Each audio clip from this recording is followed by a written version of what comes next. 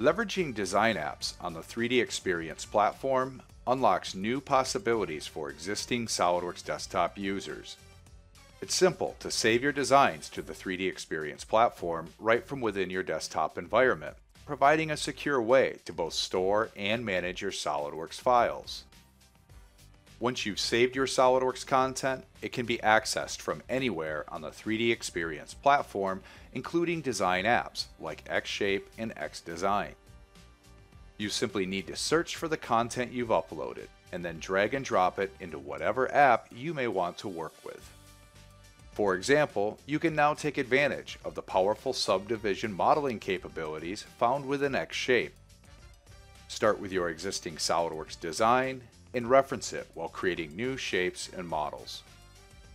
This expands the capabilities of SOLIDWORKS Desktop and opens up new approaches to design challenges. Likewise, you may simply want to take advantage of Xdesign and its easy-to-use and familiar CAD features from within a web browser. Whether you're traveling or simply don't have access to a computer with SOLIDWORKS installed. Both Xshape and Xdesign can access and work with your design data from anywhere with an internet connection in a web browser.